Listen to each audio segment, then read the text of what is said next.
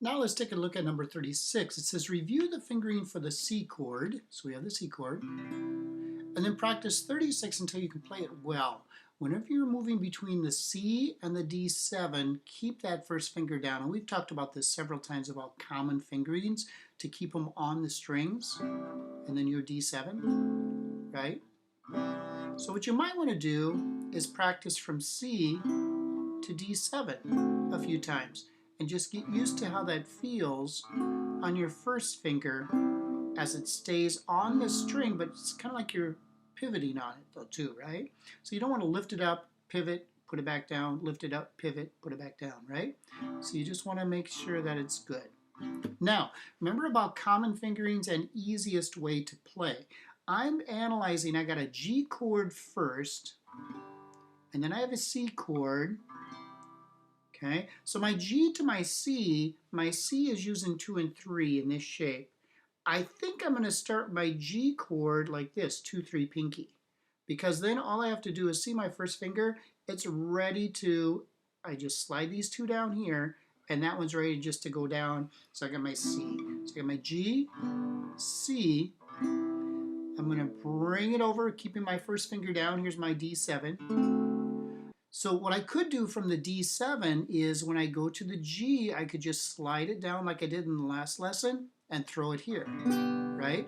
Now, if I were to use this chord progression, this 4 measures, and keep cycling it through like a song, my next chord again at the beginning is a G, so I'd stay here. But then my next chord after that is a C, so then I'd have to pick it all up and pivot all the way around to the D7, then to the G again, and G, C, okay? So I think what I'm going to do in my situation is I'm going to play the G like this to start out.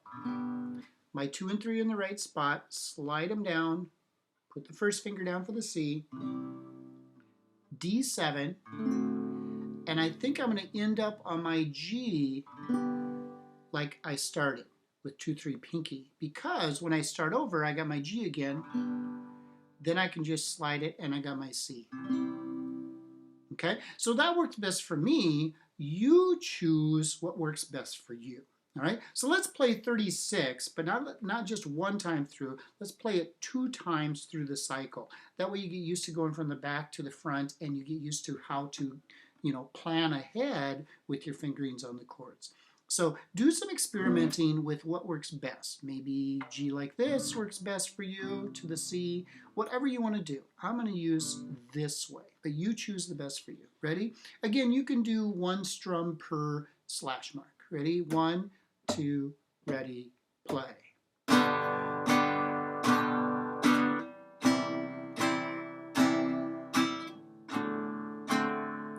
G.